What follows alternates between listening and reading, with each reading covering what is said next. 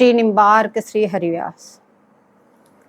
श्यामेति सुंदर वरेति मोहनेति कंदर्प कोटि ललितेति सुनागरेति सतकंठ महिनी गृणनी महुरा कुलाक्षी सा राधिका मई कदानु भवेत प्रसन्ना।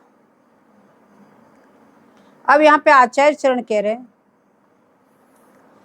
प्रिया प्रीतम चाहने वाले के हृदय में चाहना और लालसा अवश्य में हो। यदि आपको प्रिया प्रीतम की चाहना आप चाहते हैं तो आपके हृदय में उनके लिए चाह भी होनी चाहिए और लालसा भी होनी चाहिए। केवल वाणी से आप चाहते हो उससे काम नहीं चलेगा। आपके हृदय में उनके प्रति चाहना होनी चाहिए, उनके प्रति लालसा होनी चाहिए। बोले जिसके हृदय में प्रेमार्थी चाहना हृदय में उत्पन्न हो वही परमार्थ पथ का प्रतीक है। बोले जिसके अंदर प्रिया प्रीतम के लिए प्रेम है या वो प्रेम चाहता है तो उसके अंदर चाह अत्यंत उत्कंठा होनी चाहिए, अत्यंत ही उसकी लालसा होनी चाहिए। जब तक आपकी चाहना उत्पन्न नहीं हुई या लालसा उत्पन्न नहीं हुई तो आपको परमार्थ पथ में जो आप पथिक हैं उसमें सही रूप से आप नहीं चल रहे। आप पथिक की कहने लायक जब ही हैं जब आप उस परमार्थ पथ में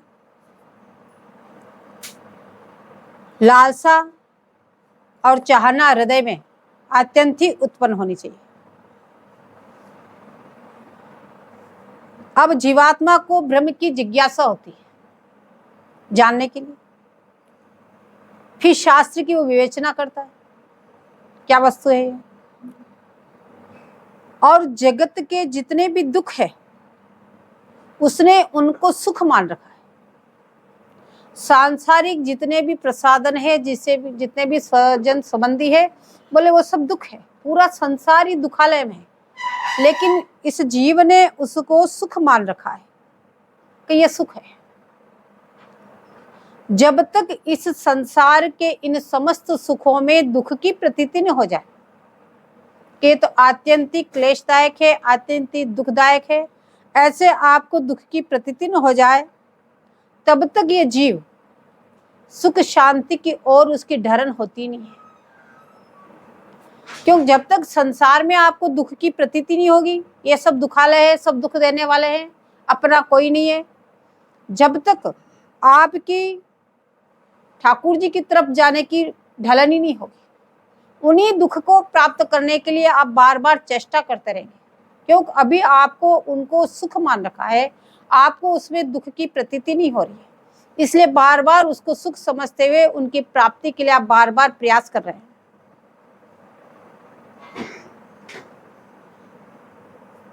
और जब तक संसार को दुखालय नहीं समझ ले तब तक भगवत प्राप्ति के मार्ग पर वो जीव चल ही नहीं सकता। जब उसने पूरे संसार को समझ लिया कि समस्त दुख की जड़ है, यदि स्वजन संबंधियों से मोह है तो आपको दुख है, यदि किसी भी धन संपत्ति में आपका मोह है तो आपका दुख है। सुख तो आप बार बार प्रयास करते हैं लेकिन सुख की प्राप्ति हो ही नहीं सकती।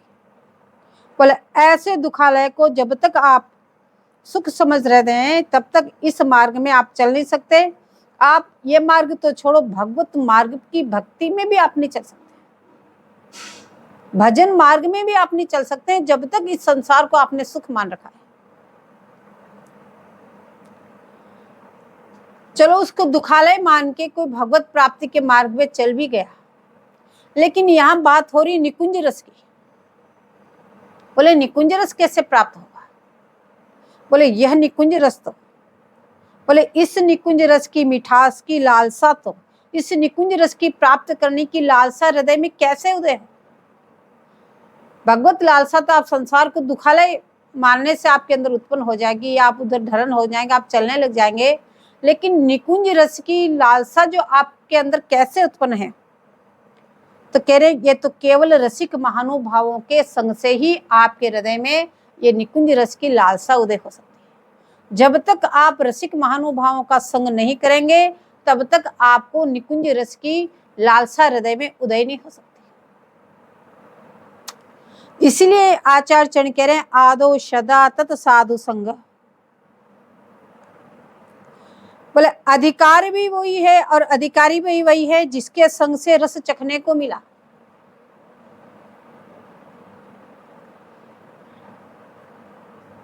बोले अधिकार उसी को है जिन्होंने संग प्राप्त करके वो रस प्राप्त किया, और अधिकारी भी वही है इस रस का पान करने वाला जिन्होंने ऐसे रसिक महानुभाव को संग प्राप्त करके उस रस को प्राप्त किया। तो श्री कृष्ण चंद्र रस भाविता मति क्रियता मरते कुतोपि लभ्यते। बोले ठाकुर जी के भजन करने की मति किसको होती है?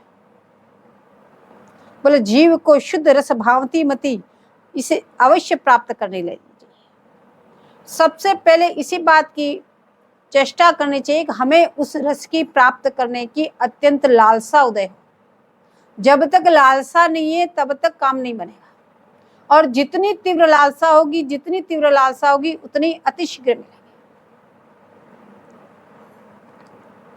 और वास्तव में मनुष्य जन्म की सफलता यही है कि उसके लिए आप इतने लालायित हो जाओ, लालसा युक्त हो जाओ, उनके लिए एक तड़फन पैदा हो जाए आपके हृदय में। श्री सेवक जी महाराज कहते हैं प्रीति कहीं नहीं आवही। तो कितना मुश्किल काम है प्रीति का प्राप्त करना, कोई साधारण बात नहीं है, उसको कोई प्राप्त कर ले। ध्रुवदास जी महाराज कहते हैं कि न ही मिलनो कठिन है। ऐसे युगल किशोर जी के चरणारविंद के जो प्रेमी जन हैं, रसिक जन हैं, बोले उनका मिलना तो बहुत कठिन है। बोले सौभाग्य से ही ऐसे रसिक जन मिलते हैं। अगर रसिक जन आपको मिल गए तो आपको रस भी अवश्य ही प्राप्त होगा। रसिक जनों का संग मिला तो समझ लो कि यदि आप उनके अनुसार चल रहे हैं, आप लालसा युक्त हो चुके हैं, तो आपको भी वो रस अवश्य रूप से प्राप्त होगा। लेकिन तत्र लोलिप मणिमूल्य केवलम। चैतन्य प्रभु और रामानंद राय बोले रस का मूल्य केवल लोल्य बताया, केवल लोभ, आपकी लालसा। आपको उस रस की प्राप्त करने का लोभ होना चाहिए। जब तक लोभ नहीं होगा आप लालसा युक्त नहीं हो। तीव्र लालसा हो, तीव्र लोभ हो, उसको लेकर हमें कैसे प्राप्त करें? देखो जिस वस्तु के लिए लोभ हो वो उसके लिए सब कुछ करने के लिए तैयार हो जाता है। एन केन प्रकार मुझे किस तरह से वस्तु प्राप्त हो। बोले ऐसे उस रस के लिए आपके हृदय में लोभ उत्पन्न होना चाहिए। ये केवल लोभ से मिल सकता है, क्योंकि लोभी ही इस रस को प्राप्त कर सकता है। लोभी ही निरंतर इसका चिंतन करेगा कि रस कैसे प्राप्त हो, कि उसको प्राप्त करने की इतनी लालसा है, इतना लोभ उत्पन्न हो चुका है। फिर जब आत्यंतिक लोभ उत्पन्न हो जाए तो चित्त चाहने से भी वहां से नहीं हटता, बार बार घूम फिर के वहीं आ गया, कैसे प्राप्त हो, कैसे प्राप्त हो, कैसे प्राप्त हो। इसलिए इसमें लोभ प्रधान है। यहां से निकुंज प्राप्ति तक का जरिया एकमात्र लोभ है। आप उसके लिए निरंतर लालसा युक्त रहे, निरंतर लालसा युक्त रहे। जिस वस्तु की आपको प्राप्ति करनी हो उसके लिए आपके हृदय में इतना लोभ हो, इतना लोभ हो कि उसके बिना आपका हृदय तरफ जाए। बोले कैसे प्राप्त हो ये लोभ भी? बोले कोटि जन्म सुकृते न लभते। कोटि कोटि जन्म के सुकृतों से भी ये प्रिया प्रीतम की प्राप्ति का लोभ उत्पन्न नहीं हो सकता। कोई ऐसा सुकृत नहीं जिससे कि इसकी प्राप्ति हो सकती है।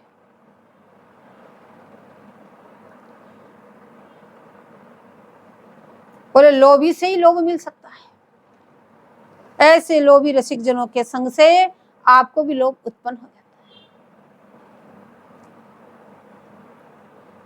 यस्मान जन मकर कुंडल।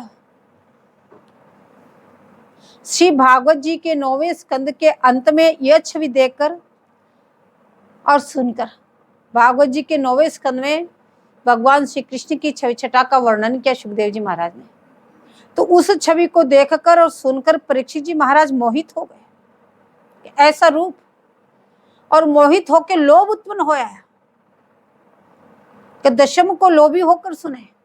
9वें स्कंद को सुन करके बोले ऐसा सुंदर रूप सुन करके उनके अंदर लोभ उत्पन्न आ गया।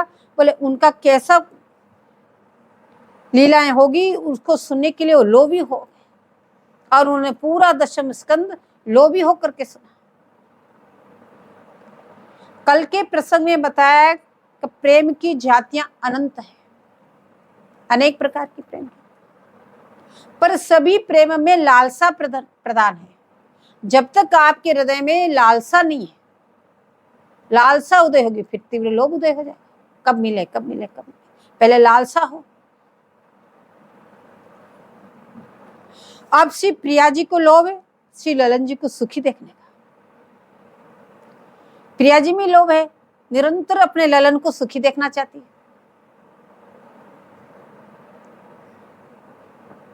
और लालन को लोभ है रूप रस माधुरी का पान करने के लोभी हो, निरंतर प्यारी जी की रूप रस का पान करते रहते हैं, उसके लोलुप बने हुए हैं। और सखिया ललतादिक बोले स्वामी जी को लाड़ प्यार करने का उनको लोभ। और इतने पर भी किसी को भी अपने कार्य में संतोष नहीं है। यदि संतोष आ गया तो लोभ नहीं।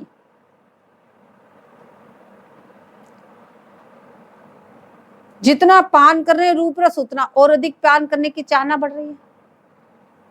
जितना प्यारे जो रसदान करके लाल जी को सुखी कर रही है उतना और ज्यादा सुखी करने की चाहना उत्पन्न हो रही है। सखियां दिन रात लाड़ लड़ाती रहती है लेकिन और लाड़ लड़ाना चाहती है। संतोष जहां लोभ है वहां संतोष नहीं। संतोष आ गया तो इसका मतलब लोभ ही नहीं। यदि आपको सेवा राज्य में या किसी में भी संतोष आ गया तो समझ लो आप प्रेम राज्य से दूर हो गए।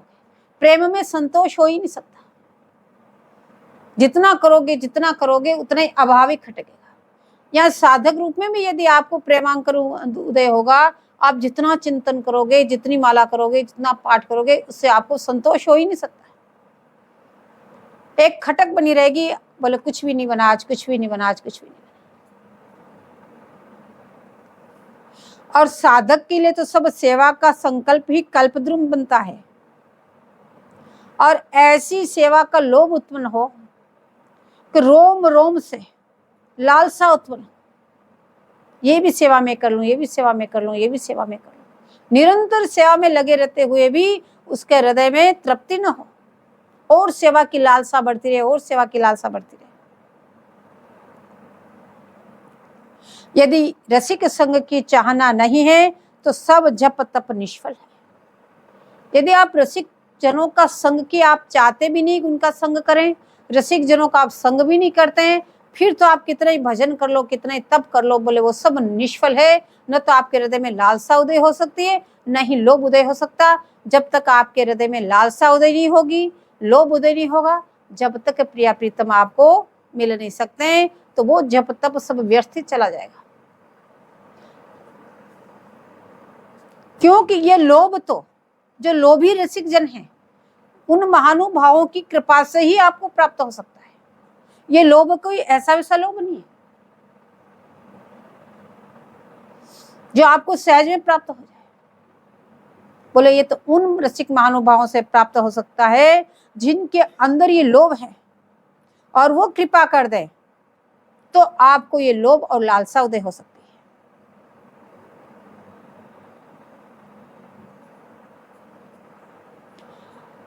कल आचार्य चरण बोले कि हे स्वामी जी, मेरे मन में एक आशा है, और वह आशा एकमात्र आपकी दयावलोकन से पूरी होगी।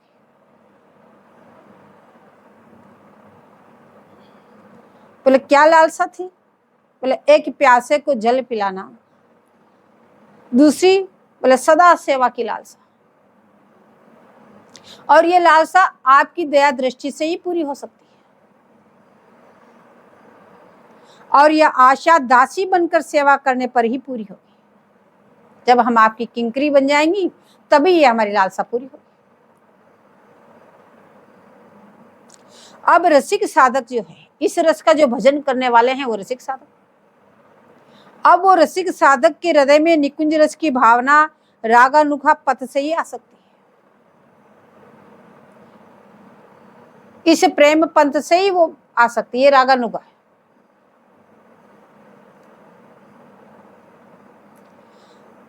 बोले श्री ललितादिक के अनुसरण बिना यह रस माधुरी आपको नहीं मिल सकती। बोले युथेश्वरियों के अनुसरण बिना आपको ये रस की प्राप्ति हो ही नहीं सकती। श्री ललितादिक से ही साधक के हृदय में लालसा उत्पन्न होगी। जैसे जैसे युथेश्वरी जैसे सेवा करती है, ऐसे ही उनकी अनुगत्या से बोले साधक के हृदय में लालसा उदय होगी। हम भी ऐसा करें। तो आचार्य चरण जो कह रहे हैं पत्रावली रचयितम, बोले आचार्य चरणों की यही लालसा है। अब किंकरी को सब सेवा स्वयं ठकुरानी ही बताती है, ऐसे सेवा करो, ऐसे सेवा करो, ऐसे सेवा करो। बोले स्वामी जी स्वयं बताती है कैसे कैसे सेवा करनी है। अब ये सेवा प्राप्त करना साधक के लिए प्रथम कक्षा है। रसिक साधक है, स्वरूप लिया है, अब उसके अंदर लालसा उदय हुई है, तो ये सेवा उसको मिल जाना ये पहली कक्षा इसके लिए है।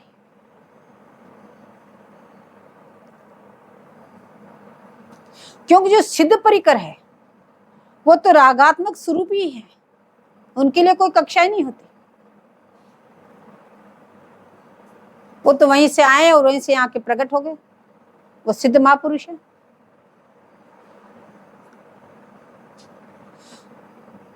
जब सेवा साधक को प्राप्त हुई, अब रसिक साधक है, उनको स्वरूप दान मिला, उनको सेवाएं प्राप्त हुई, तो उन सेवाओं के लिए उसकी लालसा उत्तरोत्तर बढ़ती जाती है।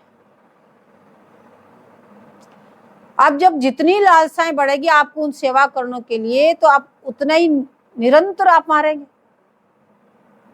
जब तक सेवा की लालसा नहीं है तब तक आप मानिए, हृदय में लालसा नहीं है तो आप बाह्य में आ जाते बार बार। जब सेवा की लालसा है,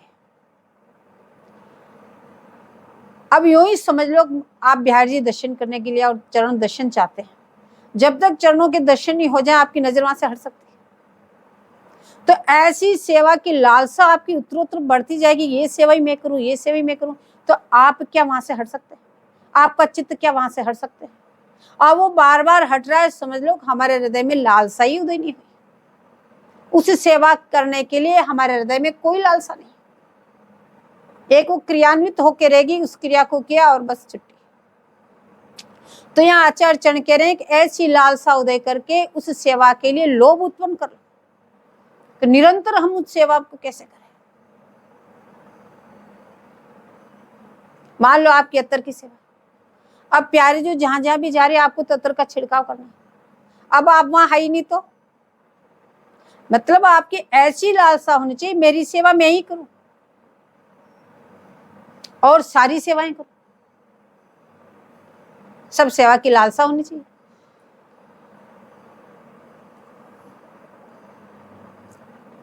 बोले यही प्रेम की प्रकृति है।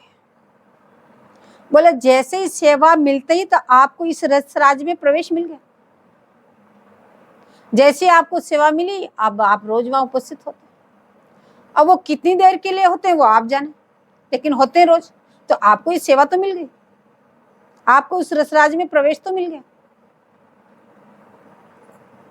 और फिर यदि आपके अंदर उन सेवाओं की लालसा है, यदि आपको लोभ है, तो आप प्रेम की लहरों का उसे अनुभव भी करते हैं। यदि लालसा नहीं है, लोभ नहीं, तो अनुभव ही नहीं होता। अनुभव जब भी होगा जब आपके हृदय में अत्यंत लालसा हो, अत्यंत लोभ हो उस सेवा के लिए, बार बार बार बार, तो अनुभव होगा। बोले श्री स्वामी जी की जो ललक अनुराग श्री लाल जी के प्रति है, यदि आप ऐसा करेंगे तो साधक के हृदय में भी उसी जाति के प्रेम के लिए लोभ उत्पन्न हो जाएगा। क्योंकि स्वामी जी का स्वरूप है ऐसे जिसको देखने मात्र से अपना सवाल कर दे, लेकिन आपके हृदय में लोभ और लालसा होनी चाहिए। और आपका ये स्थायी भाव जितना गंभीर होगा तो संचारी भाव भी उतना ही गंभीर होगा। अब साधक का लोभ उसके विचार के अनुकूल है, जैसे जैसे वो चिंतन कर रहा है, जैसे जैसे वो कर रहा है उसके अनुकूल उसका लोभ। पर स्वामी जी के हृदय की लालसा को तो कहने क्या। जब साधक के हृदय में लोभ उत्पन्न होने लगे, लालसा उत्पन्न होने लगे, तो निरंतर उनके साथ में रहे, निरंतर उनकी सेवा में समुपस्थित रहे, निरंतर हमारी गुरु रूपा जी के पीछे हम खड़े रहें, निरंतर हम हमारी युथेश्वर जी की आज्ञा पालन करें। इसी का तो लोभ करना, और किसका लोभ करना। निरंतर निकुंज में उनके सामने हम खड़े रहें। यदि ऐसा लोभ उदय हो गया, और वो लोभ उदय होकर यदि वो इसी तरह से साथ में रहता है, तो निश्चित रूप से अपने हृदय का वो अनुभव करने लगता है, उसको फिर वो अनुभूति होने लगती है, अनुभव होने लगता है। तब उसे ऐसा अनुभव होता है, ऐसा अनुभव होता है कि उसकी दूरी की प्रतीति नहीं होती। निकुंज राज में एक एक जाति की संज्ञा है, एक स्थायी, एक संचारी। कुछ लोग तो नित्य लीलाएं, प्रकट लीलाएं, कोई निकुंज तो कोई ब्रज लीला, अनेक अनेक वाणी ग्रंथों में अनेक अनेक प्रकार की लीलाएं। लेकिन श्री सुधानिधि कार में स्थायी और संचारी की 2 लीला है, लेकिन निकुंज में तो नित्य लीला स्थायी है।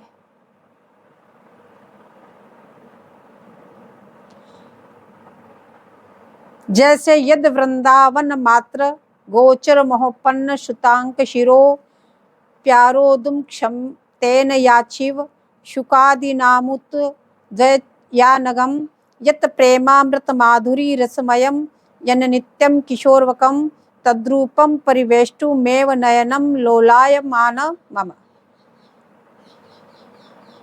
श्री वृंदावन सिम सुप्तदा स्वानंद रंगोस्वय।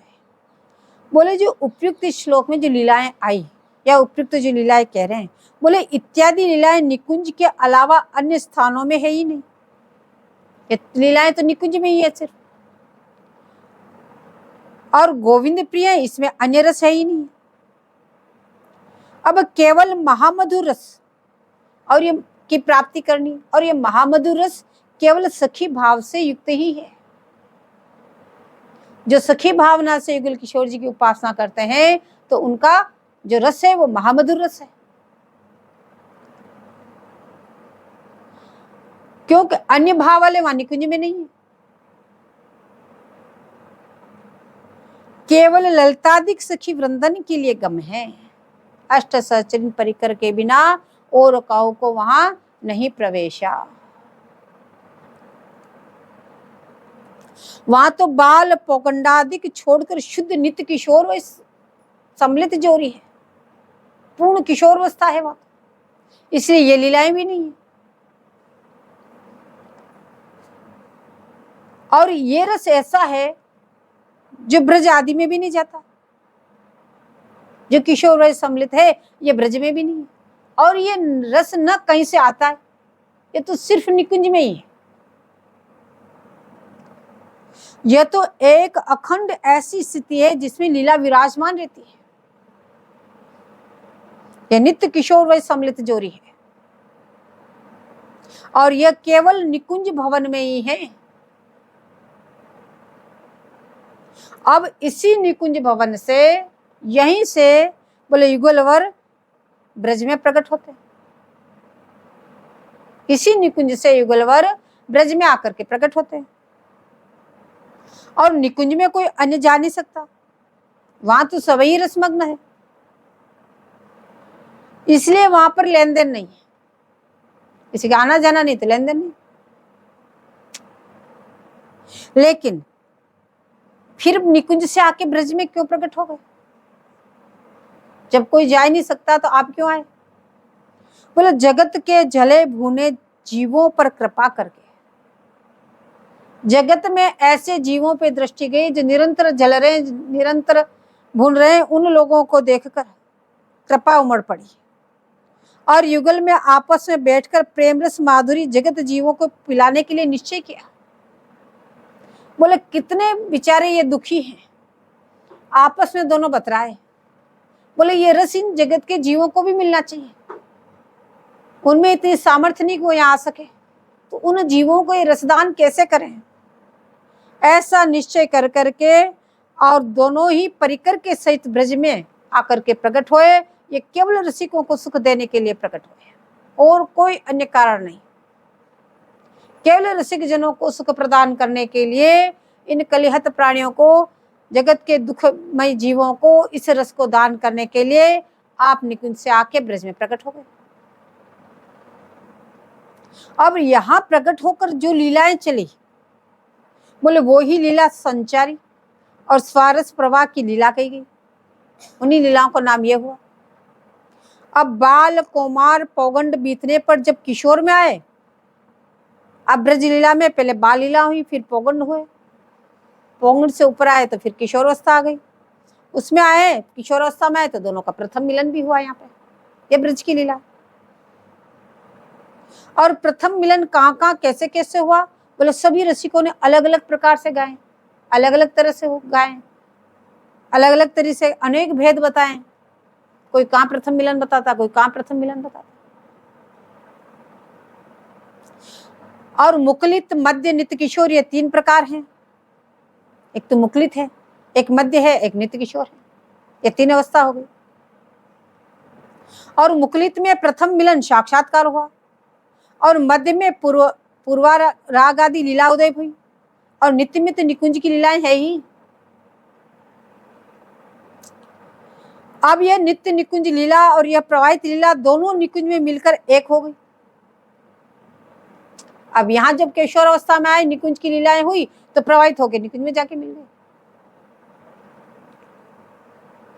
तो बाल से पौगंड आए, पौगंड से किशोर अवस्था में आए, और फिर जब पूर्ण किशोर अवस्था में आए तो निकुंज की लीला हुई, जाकर के वो निकुंज में मिल गई। तो इसलिए वह नित्य निकुंज लीला और यह प्रवाहित लीला दोनों निकुंज में जाकर एक हो गई। तो ये प्रगट लीला भी चलती चलती निकुंज में आ जाती है। इसीलिए श्री युगल शतककार श्री भरदेवाचार्य जी महाराज कहते हैं, बोले सावधान करके, संतों सेव्य हमारे, श्री प्रिय प्यारे वृंदा विपिन विलासी, नंद नदन वृषभानु नंदिनी, चरण अनन्य उपासी, मत्य प्रणय रस सदा एक रस विविध निकुंज निवासी, जय श्री भट्ट युगल वंशी वट सेवत मूर्ति सब सुख राशि। ब्रज लीलाओं को गान करते करते आप बोले अपने साधकों के प्रति के संतों सावधान, बोले सुनो हमारे सेव्य कौन है, सेव्य हमारे, बोले कौन सी प्रिय प्यारी, हमारे युगल किशोर जी सेव्य, कौन से युगल किशोर जी सेव्य, जो वृंदा विपिन विलासी, जो नित्य श्री निकुंज में विलास परायण है वृंदा विपिन में। बोले वो कौन है, बोले वो ही निकुंज बिहारी नंद नंदन वृषभानु नंदिनी, या यही नंद नंदन वृषभानु नंदिनी निकुंज बिहारी, कोई भेद नहीं है। बोले हम उनके चरणों के अनन्य उपासी हैं, नंद नंदन वृषभानु नंदिनी चरण अनन्य उपासी। बोले ऐसे जो हमारे प्यारी जो वृंदावन विपिन में जो विलास परायण जोरी है, बोले कौन है, बोले उनमें भेद नहीं है, वही नंद नंदन वृषभानु नंदिनी। लेकिन जो निकुंज बिहारी नित्य वृंदावन धाम में विलास परायण है, बोले उनके चरणों के हम अनन्य उपास्य हैं, उनको छोड़ के इधर उधर नहीं देखते। बोले मत प्रणय रस सदा एक रस विविध निकुंज निवासी, बोले निरंतर प्रेम राज्य में इस प्रणय रस में मत रहते, नहीं जानत कित रजनी हो, कुछ नहीं पता, निरंतर रसपान करते रहते हैं। ऐसे केवल एक ही रस का पान करते, कौन से रस का, सिर्फ महामधुर रस का। बोले ऐसे निकुंज बिहारी, बोले विविध निकुंज निवासी, अनेक निकुंजों में विलास परायण जो है, जय श्री भट्ट युगल वंशी वट सेवत मूर्ति सब सुख राशि। बोले इस वंशीवट में विराजमान होकर के आचार्य चरण घोषणा कर रहे हैं, बोले हमारे उपास्य स्वरूप कौन है, जो वृंदा विपिन विलासी है, वंशीवट यमुना तट पे। तो इधर इधर दोनों की विवेचना कर रहे हैं।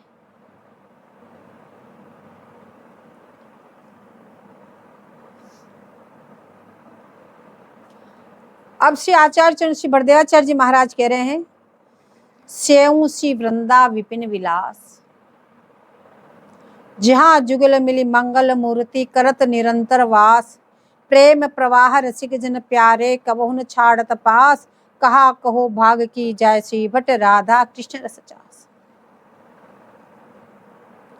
बोले जहां राज्योचित गौरवयुक्त होकर युगल किशोर जी प्रगाढ़ आश्लेष युक्त होकर सतत क्रीड़ा प्राण है,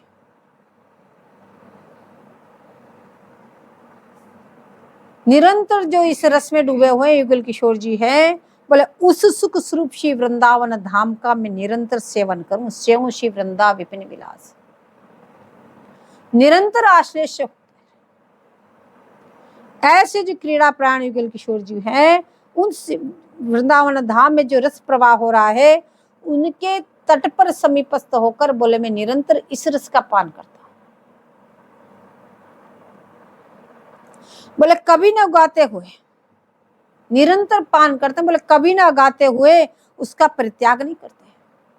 प्रेम प्रवाह रसिक जन प्यारे कबहु न छाड़त पास, निरंतर उस रस का पान करते हैं और लालसा बढ़ती जाती, लालसा बढ़ती जाती, लेकिन तृप्ति कभी नहीं होती।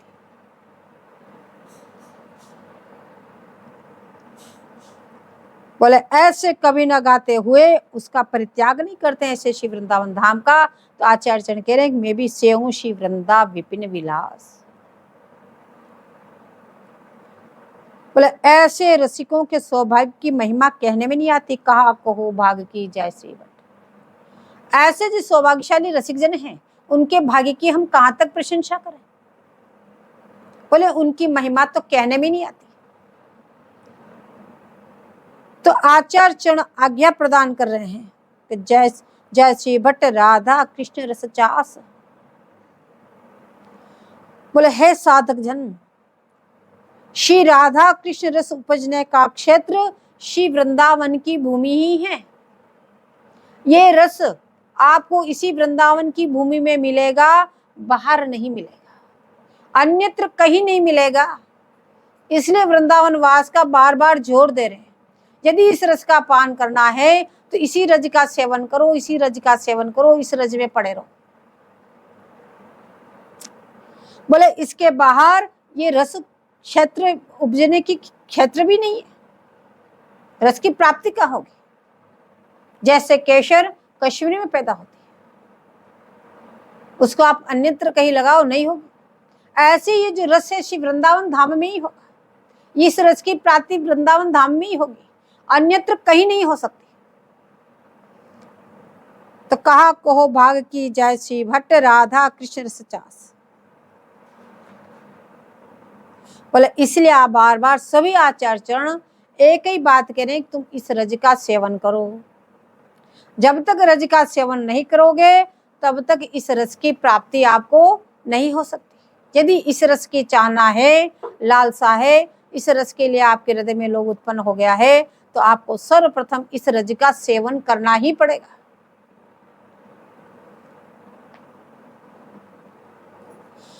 अब नित्य किशोर माधुरी का क्षेत्र एकमात्र श्री वृंदावन धाम ही है। नित्य किशोर व सम्मिलित युगल किशोर जी की जोड़ी बोले एकमात्र श्री वृंदावन धाम है। कहीं बाल है, कहीं पौगंड है, कहीं क्या, कहीं मुकुलित किशोर है, लेकिन पूर्ण किशोर अवस्था की माधुरी बोले एकमात्र श्री वृंदावन धाम में है। और यह जो माधुरी रात्रि दिन यही रहती है, ये जो किशोर अवस्था की माधुरी रात्रि दिन यही रहता है। बोले जिन आचार्यों ने जैसे श्री हित जी महाराज, श्री बड़देवाचार्य जी महाराज नित्य और प्रभा लीला के स्वरूपों को एक करके गाए हैं। नित्य लीला, ब्रज लीला को, प्रभा जो चली, उन दोनों को एक करके उन्होंने गाया है। तो जिनका यही कारण है कि प्रभा लीला भी चलते चलते नित्य में ही मिलकर दोनों एक हो गए, किशोर अवस्था में आकर दोनों मिलकर एक हो गई। इसलिए श्री हित जी महाराज ने भी, श्री बड़देवाचार्य जी महाराज ने भी दोनों लीलाओं का गायन किया। और जब नित्य लीला प्रारंभ हुई तो नित्य लीला मिटी नहीं, इसलिए श्री हरिवास देवाचार्य जी और श्री स्वामी हरिदास जी महाराज ने केवल नित्य लीलाएं गई है, उन्होंने दोनों लीलाएं नहीं गई। क्योंकि पूर्णेश पूर्णमादाय पूर्णमेव विशिष्यते, पूर्ण होने पर पूर्ण ही बचता है, वो अपूर्ण कभी नहीं होता है। प्रकट हुए तो भी पूर्ण है, निकुंज में है तो भी पूर्ण है, हर जगह पूर्ण, वही लीला है। तो अतः प्रगट लीला के समय भी नित्य लीला तो नित्य अखंड रूप से निकुंज मंदिर में तो चलती रही। ऐसे नहीं कि यहाँ के प्रकट हो गए तब वहां कौन है, वहां भी यथावत यूं क्यों लीलाएं चलती रही। और ब्रज लीलाएं घूमती फिरती आते आते जब किशोर अवस्था में आए तो निकुंज में जाकर मिल गए पुनः। इससे अन्य आचरण की उपासना में भले भेद है, कोई बाल अवस्था की उपासना कर रहा है, कोई मुकुलित किशोर की कर रहा है, लेकिन वस्तु में भेद नहीं है। तत्वगत वो वही है, वही निकुंज बिहारी है, उनमें कोई भेद नहीं है। बोले लीला में पूर्णता है। बोले अंश कला भेद परिकर भेद से है। जैसे जैसे परिकर ने उनको माना, जितना जितना उनको समझा, जितना जैसी जैसी उनकी उपासना की, तो ये भेद हो गया। बाकी तत्वगत रूप से कोई भेद नहीं है, वही युगल किशोर जी है। अब ये भेद क्यों हो गया कि ब्रज में दूसरे परिकर हैं, निकुंज में दूसरे परिकर हैं। परिकर भेद से भेद हो गया। भगवान तो सब वही है, भगवान में सब गुण है, पर परिकर और धाम भेद से भिन्न भिन्न गुणों का विकास हो गया। तो इसी आधार से सब आचार्यों की ढरन है, जिनका जिनका मन जहां लगा उन्हीं उन्हीं तरह से उनकी ढरन हुई। अब भगवान के आधार से जो लीला रची गई जिसमें किशोर है, उसे स्वरस किया वैचित्री कही गई है। यहाँ पे नंद आदि परिकर नहीं है, ब्रज में नंद आदि परिकर है, परिकर भेद से ही भेद होगा। निकुंज में बाल आदि लीला भी नहीं है, क्योंकि वहां पे वो परिकर भी नहीं, वो धाम भी नहीं। जब इन लीलाओं को तो उनका धाम भी बदल गया, उनका परिकर भी बदल गया। तो वस्तु कोई भेद नहीं इस रूप में, केवल रसगत भेद है। वो ही निकुंज बिहारी ब्रज में आके प्रकट हुए हैं, वही निकुंज बिहारी ये लीलाएं कर रहे हैं। तो वस्तु स्वरूपभूत कोई भेद नहीं है, केवल रसगत भेद हो गया। किन्होंने बाल्य स्वरूप का रस को पान किया, किसने मुकुलित किशोर का रस पान किया, किसने किसका किया। निकुंज में नित्य किशोर वही सम्मिलित जोरी का पान। और ये रसगत का भेद भी दिन रात सा भेद हो गया। भेद न होते हुए भी ये रसगत का जो भेद हुआ वो दिन रात का भेद हो गया।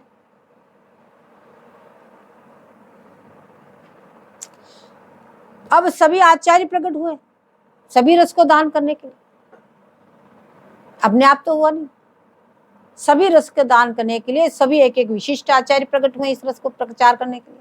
तो बोले जो श्री ठाकुरानी ने जिन आचार्यों को जो जो रस प्रकट करने के लिए आदेश दिया, वो आकर के वही रस को उन्होंने प्रकट कर दिया।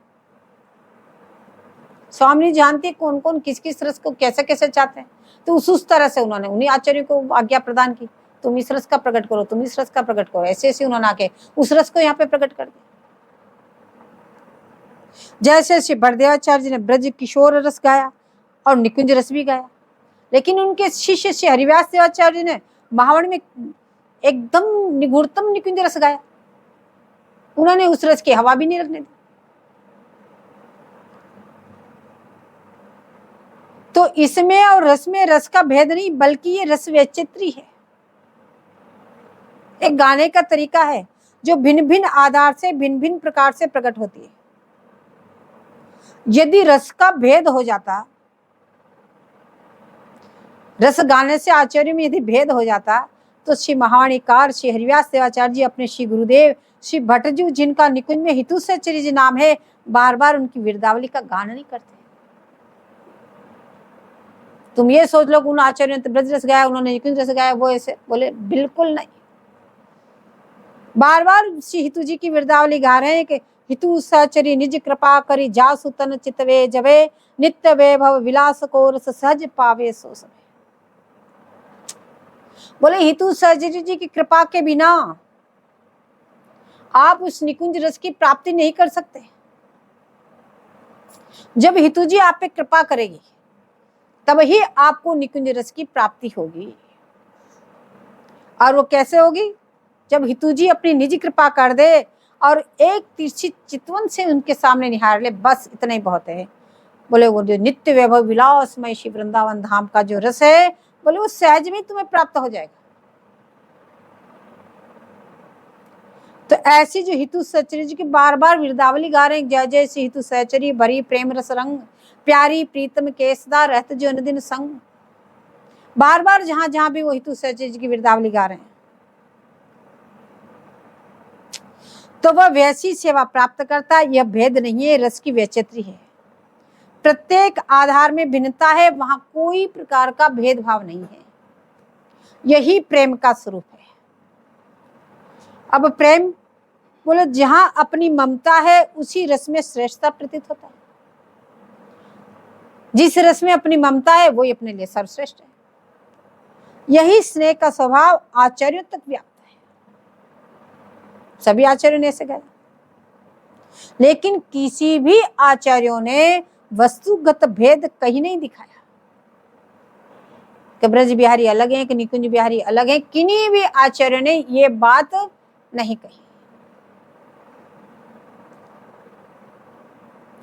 अब श्री बिहारी देव जी महाराज कहते हैं कि पहले कर्म फिर ज्ञान फिर भक्ति, ऐसा बताते हुए वेद में जहाँ शुद्ध भगवत तत्व का निरूपण है वहां वह भक्ति कही गई है। वर्णाश्रम में अपने हाथों से तैरकर भवनिधि पार करते हैं, इस प्रकार का वो कह रहे हैं। कैसे कह रहे हैं कि वर्णाश्रम बाहिन तरो कर्म ज्ञान घर नाय, भक्ति दल दल क्यों तरे ब्रजलो सके न जाए। सो ब्रज परम विशाल है ताकि बड़ी पोर, ऊंचे चढ़े खिसली परे नीचे आवत भोर। ता ब्रज के अवरन सुन गोपी गाय रुग्वाल, तिन्हु ते विहरत दुरे रसिकन के प्रतिपा। मतलब बोले शुरुआत में सभी लोग वर्णाश्रम धर्म का पालन करते हैं, जो शास्त्रों में निहित है कि प्रत्येक मनुष्य को वर्णाश्रम धर्म का पालन करना चाहिए। तो 25 साल वो ब्रह्मचर्य, 25 साल गृहस्थाश्रम रहे, 25 साल वानप्रस्थ रहे, 25 साल वो संन्यास को लेके उस जंगल में भगवत भजन के लिए चला जाए, उसको कहते हैं वर्णाश्रम धर्म। बोले ऐसे वर्णाश्रम धर्म का पालन करने वाले, तो वर्णाश्रम को भगवत आज्ञा मानने वाले तर सकते हैं। यहाँ आचार्य चरण कह रहे हैं जो भगवान की आज्ञा मान करके इस वर्णाश्रम धर्म का पालन करते हैं, बोले वो पार हो सकते हैं संसार सागर से। लेकिन इसमें वो पार भी हो सकता है और डूब भी सकता है। इन चारों क्रिया में वो एक भी क्रिया गड़बड़ हुई तो डूब भी सकता है। मोहवशात नहीं गया जंगल में, कुछ भी हो गया तो डूब भी सकता है, क्योंकि वो अपने बल से तैरता है। समुद्र में गिर गया, अपने हाथों से अपने बल से वो तैर रहा है, कोई उसको निकाल नहीं रहा है। वो इन क्रियाओं को यथावत कर रहा है। जो वर्णाश्रम धर्म का पालन है उसको यथावत कर रहा है। कहीं चूक हो गई तो डूब गया, तो वो अपने बल से इस संसार सागर को पार कर रहा है। और ज्ञान है गरनाय, बोलो सब प्रकार का ज्ञान है, लेकिन गरनाय मतलब उसके पास नौका ही नहीं जिसमें बैठ के वो तर सके।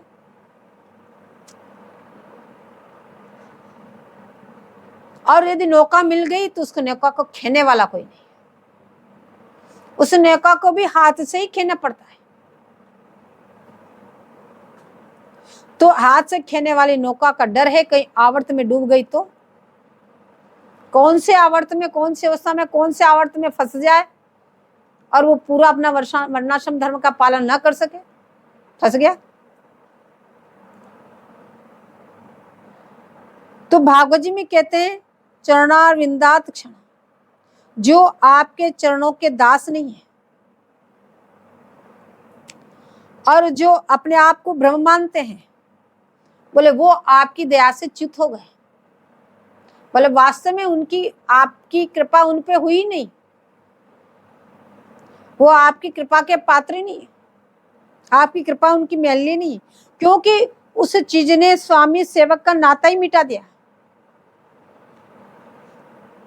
इसलिए पततिम अर्थ करा, हे माधव जिसके आप धनी हो, आपके चरणारविंद के सहारे से बद्ध सौहार्द भाव से पार कर जाते हैं। जिसके पास माधव रूपी धन हो, और जो माधव रूपी धन से जो धनी है, बोले वो लोग उन माधव के चरणारविंद का सहारा लेकर के इस भवपागर से पार कर जाते हैं। वो उनके समान गिरते नहीं, न तो वर्णाश्रमों के समान और नहीं जो अपने आप को ब्रह्म मानने के समान, बोले उनके समान वो गिरते नहीं। कदाच आपके चरण कमलों का सहारा लेकर कोई गिर भी जाते हैं तो उनके गिरने का तरीका ही अलग है। कैसे गिरते हैं वो? जैसे राजा भरत जी का गिरना, मोहवश मृग में फंस गए। परंतु भगवत भक्ति का प्रभाव देखो, मृग योनि में भी सब बात ज्ञात है। और जिस समय आप उस मृगया के आप लोभ में फंसे, उसके मोह में फंसे, उस समय आपके पास जात ऋतिक का प्रेम था ठाकुर जी के लिए। तो वो आपको उस मोह में फंसने के कारण आपको मृग योनि तो मिली, पर आपको भगवत भक्ति यथावत बनी रही। आपको वो सब याद रहा, और याद रहने के कारण उस मृग देह में, उस देह से 8 गुना अधिक प्रेम उमड़ा ठाकुर जी के लिए। वो प्रेम रति अंकुर और ज्यादा बढ़ गया। और जड़ भरत जी के रूप में, और जब आपने मृग शरीर को त्यागा और जड़ भरत जी के रूप में आप प्रकट हुए, तो उसमें शतगुना प्रेम आपका बढ़ गया। ये भक्ति, आपके चरण कमलों की भक्ति का प्रभाव था। तो ऐसे भक्त का अनुराग दिन प्रतिदिन बढ़ता ही गया, तो वो गिरने में भी गिरे नहीं। यदि आपके चरण कमलों का उनका अनुराग बढ़ रहा है तो वो गिर के भी गिरे नहीं, उठते ही गए। भाई कोई भी क्रिया करो, उनको तो प्रीति चाहिए, अनुराग चाहिए, और वो अनुराग यदि बढ़ता गया तो उसको गिरना नहीं कहते। क्यों नहीं गिरे? क्योंकि वो आपसे रक्षित हैं। जिसके आप धनी हैं तो उससे वो तो आपसे रक्षित हैं। तो इसलिए बोले वो ही सुरक्षित हैं। अब विधि भक्ति भी है, उसमें भी कई प्रकार की मिठास है, पर वो दलदल के समान है। जो एक बार उसमें फंस गया तो फिर निकला नहीं, वो उसी में रह जाएगा। विधि भक्ति को करता रह जाएगा, प्रेमांकुर उसको नहीं मिल पाया। जहां भी जिस स्वरूप में जिसको भक्ति प्राप्त हुई, बोले मन उसी में रम गया। बोले कोई बड़े भाग्यशाली जो होते हैं तो उस विधि भक्ति को करते करते पार करके आगे प्रेमा भक्ति में बढ़ते हैं। बोले वो कोई बिरले ही होते हैं, नहीं तो उनका मन उसी में रम जाता है और विधि भक्ति करते करते उनको संतोष हो जाता है कि हमने सारी क्रियाएं यथावत होगी, हमारा कार्य हो गया। तो कोई बिरला बड़भागी ही इससे पार करके आपके अनुराग में पहुंचते हैं।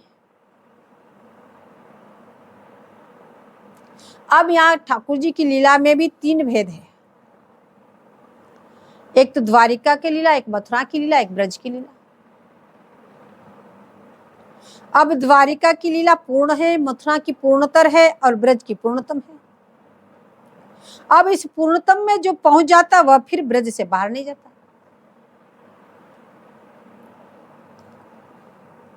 लेकिन ये ब्रज भी तो परम विशाल है, छोटा मोटा नहीं है। इस ब्रज में तो रस का खजाना भरा हुआ है, सारे रस इस ब्रज मंडल में है, हर प्रकार का रस इस ब्रज मंडल में है। इसीलिए ताकि ऊंची पोर, कितना बड़ा कितना विशाल है, हर रस ब्रज मंडल में है। वहां केवल रागानुग द्वार से प्रवेश है और इतनी ऊंची पौड़ी है, इतनी ऊंची कि पौड़ी के ऊपर देखो चाहे तो फिसल गए और नीचे देखे तो गहराई देखकर चक्कर खा गए, कहां जाए। ये ऊंचाई क्या है? बोले इतना ऐश्वर्य। बोले इतना ऐश्वर्य को देख के तो ब्रह्मा जी भी चकरा गए, ये क्या वस्तु है। तो ब्रज में ऐश्वर्य भी बहुत है और माधुर्य की गहराई का भी और छोर नहीं। माधुर्य भी इतना है कि उसका कोई और छोर नहीं, देखे तो चक्कर खाए। और वो ही ऐश्वर्य जब ब्रजांगना की प्रीति देखते हैं तो वो ऐश्वर्य ब्रजांगना के सामने हाथ पसार के खड़ा है।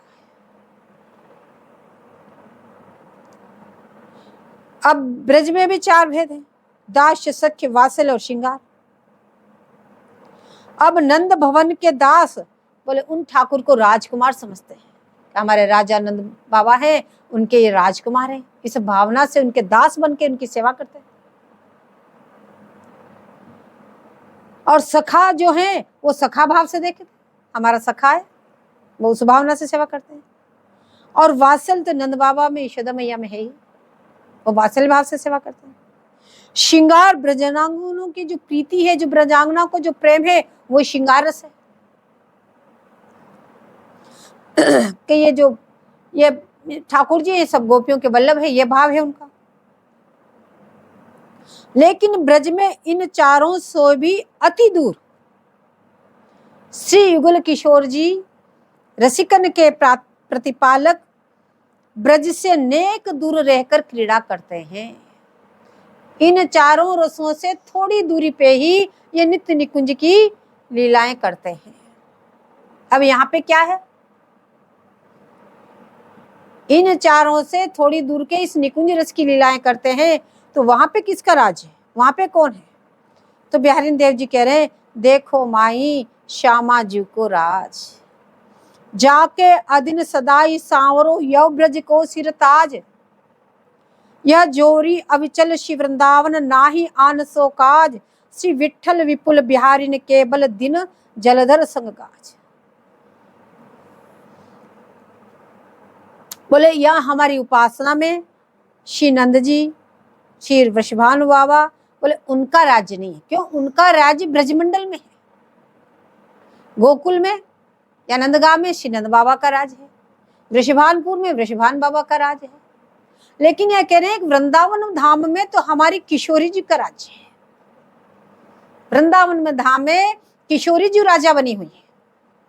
भाई वहां पे तो उनकी लाडली है, वो वृषभान बाबा की लाडली है, राजा तो वृषभान बाबा ही है।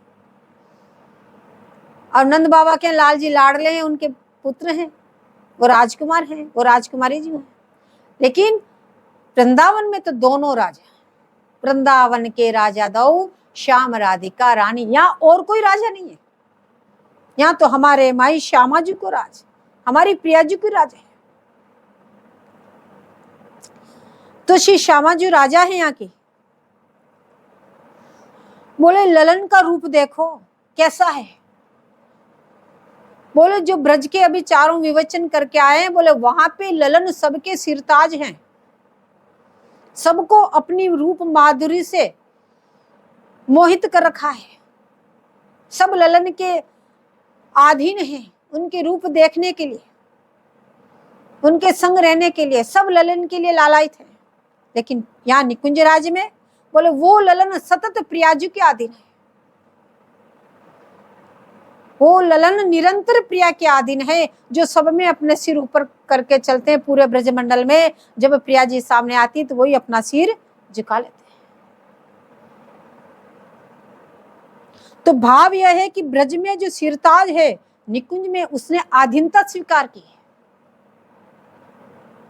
बस एकमात्र यही भेद है और कोई भेद नहीं। जो रसगत भेद है उसको इस प्रकार से समझ लेना, स्वरूपभूत कोई भेद नहीं है। यही निकुंज बिहारी ब्रजमंडल में जाके प्रकट हुए हैं, इन्होंने सारी लीलाएं की है। लेकिन जो वृंदावन निकुंज रस में और ब्रज रस में जो भेद है, केवल रसगत भेद है, वो इस प्रकार का रसगत भेद है और किसी प्रकार का कोई भेद नहीं है। तो अब आप केवल इसी रस का पान करते, केवल महामधुर रस का। और ये जोरी अब वृंदावन से बाहर जाती नहीं है। वृंदावन परित्यज्य पाद कम न गच्छति, निश्चय कर लिया। आप लू भी रहे दो प्यारे, छिनहु तह तैन वे सके ही न्यारे। इसलिए जब ये बाहर नहीं जाते तो हम भी बाहर क्यों जाए? ये जब बाहर जाते नहीं तो हमें बाहर कहाँ मिलेंगे? हमारी लालसा एकमात्र इनकी प्राप्ति करने की। तो जब ये बाहर नहीं जाते, इसलिए हम भी कहीं वृंदावन को छोड़ के बाहर नहीं जाते। क्यों बाहर क्यों जाते हैं? यदि इनको छोड़ के अन्य लालसा हृदय में है, वो लालसा ही आपको बाहर ले जाती है, अन्य कोई प्रयोजन नहीं। तो जब हमें इनको छोड़ के अन्य कोई लालसा ही नहीं, तो हमें बाहर जाने की आवश्यकता ही नहीं। जब अविचल तो है, केवल निकुंज से हमारा संबंध है। अब ये जोड़ी अविचल इस वृंदावन धाम है, यह जोड़ी अविचल श्री वृंदावन, तो अब हमारो नाहि नान सो काज। अब हमें दूसरे से क्या प्रयोजन है? हमें जब इस जोरी को प्राप्त करना है, और ये जोरी जब नित्य निरंतर वृंदावन धाम में बसती है, वृंदावन धाम को छोड़ के प्रण ले लिया कि हम एक कदम भी बाहर नहीं जाएंगे, तो हम बाहर किसके लिए जा रहे हैं, क्या प्राप्त करने के लिए जा रहे हैं? ये जोरी तो हमें वृंदावन में ही है। और अब हमारा संबंध केवल निकुंज से है, हम निकुंज की दासी बन, प्रिया जी की दासी बन गई, प्रिया जी की सखी बन गई। संबंध तो हमने वो जोड़ लिया। अब किसके संबंध से बाहर जा रहे हो? बाहर किसका संबंध रह गया आपका? अब हमारा संबंध निकुंज से है। अब हमारा संबंध तो ब्रज के सिरताज से भी नहीं है। दूसरे तो छोड़ो, संसारी जन छोड़ो, ब्रज के सिरताज से भी हमारा कोई संबंध नहीं रह गया। हमारा तो संबंध एकमात्र प्रिया चरणों से हो गया, बस। इसीलिए हम मेघ जैसे निर्द्वंद गरजता है, जैसे बादल गरजता है, किसी रोकने से रुकता है? किसी की आज्ञा चाहिए उसको? वो निर्द्वंद गरजता रहता जब आता है। बोले वैसे हम जिनकी नित्य दासी हैं, उन स्वामिनी जी की बल के हम गरजते रहते हैं, क्योंकि हमारा संबंध भी मेघ में बिजली का सा है। अब हम स्वामिनी जी के बल से गरजते हैं। सेवा भी अर्थ करते हैं, किंतु पहला अर्थ यहाँ संगत है। बिहारीन के बल पर हम मेघवत गरज कर अपना सिद्धांत गरज गरज करके कहते हैं। अब हम किसी से नहीं डरते हैं, और हमारा ये भी सिद्धांत है, उसको भी गरज कर कहते हैं कि रसगत अंतर है, वस्तुगत कतई अंतर नहीं है, तत्वगत एक ही है। बोले उपासना रसगत है, इस रस की महिमा है, हम रस के उपासक हैं।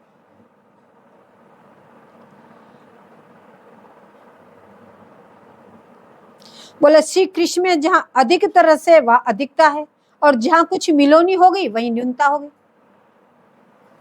किसी भी चीज में मिलोनी कर दो, न्यूनता आ जाएगी। तो लाल नंदाजू का जो शुद्ध मंगल विग्रह है, बोले वो ही रस है। जय जय श्री हरिव्यास।